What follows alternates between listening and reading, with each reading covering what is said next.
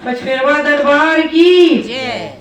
पचपेड़वा दरबार की जय। पारो श्री माता गुरु की जय। आदि शक्ति जगदम्बा की जय।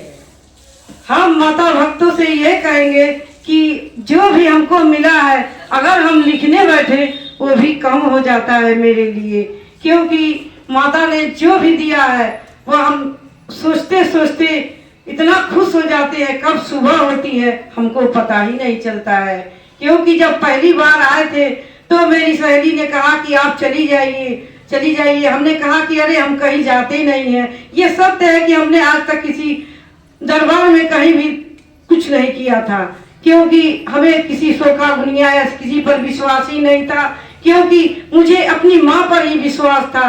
हमने कहा जहाँ माँ होंगी वहीं माँ वहीं हम भी रहेंगे, क्योंकि हमें किसी बात का विश्वास नहीं था। उन्होंने बहुत जिद किया, तब हम माता जी के दरबार में आए और माता जी से कुछ भी नहीं कहा, चुपचाप एक किनारे बैठी थी।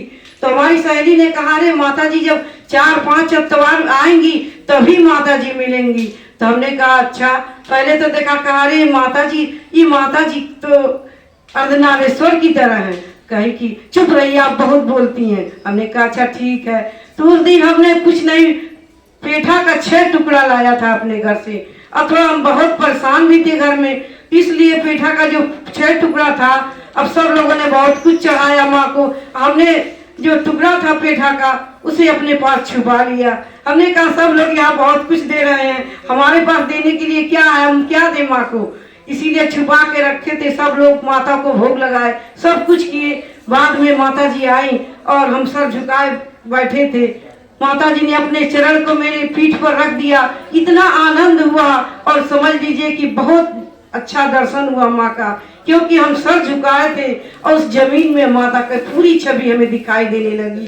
क्योंकि हमें इतना आनंद पहले कभी मिला ही नहीं था कि जो आनंद उस दिन मिला।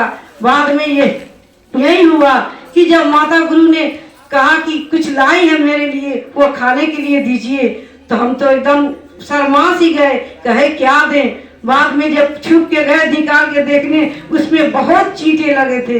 तो हमारे मन में हुआ कि अरे यहाँ तो माता जी पहले ही लंच ले रही हैं। बता हुआ कि चूटे ने हमें काटा नहीं, फिर जल्दी चूटे को अलग किए और माता जी के पास ले गए। कहे माँ बस यही था मेरे पास, मैं तो कुछ लाई नहीं, भाव ही मेरे पास था जो मैंने आपको अर्पण किया है। हे माता, आज तक तो हमें आपको देखा ही नहीं है। तब से हमें ये हुआ कि माँ खाती भी है, माँ सुनती भी है, माँ सब कुछ करती हैं। ये ज्ञान हमसे मिला। तो वही हम कहने लगे माँ आपका स्कूल तो इतना अच्छा है कि अज्ञानियों को ज्ञान मिलता है। आपके चरणों से जो गंगा निकलती है उससे हम भी पवित्र हो जाते हैं, क्योंकि माँ एक माँ होती है। माँ की गोद सभी को चाहिए, बूढ़े हो या बच्चे हो, जो भी हो, लेकिन माँ तो माँ ही होती है।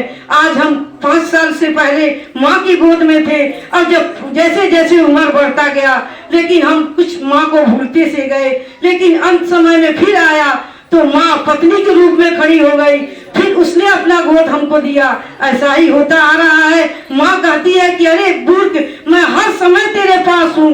जब तुम्हें दूध की जरूरत थी तब भी मैंने तुम्हें दूध दिया था, और पानी की जरूरत हुई तब भी मेरी शाख बन के तुम्हें पानी भी प्रदान किया था। तुम्हारे जीव को हमने ही जिलाया है और हमें क्यों भूलता है। इसीलिए हमें माँ को भूलना नहीं चाहिए, क्योंकि माँ तो माँ होती है। अब माता जी से इस समय ये कहानी कहना चाहते हैं कि पहले जो था कि एक लड़का था, उसकी शादी हुई थी नहीं, मतलब हमारा कहना है कि भाव के ऊपर ये कहानी रख रहे हैं, क्योंकि उसकी पत्नी कुछ पढ़ी लिखी थी और आदमी कुछ पढ़ा नहीं था।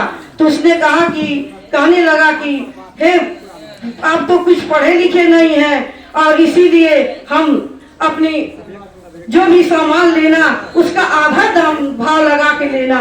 ठीक है। ऐसा सुनते ही वह पति गया और उसने कहा छाता लेके आइए। जय माता दी। अब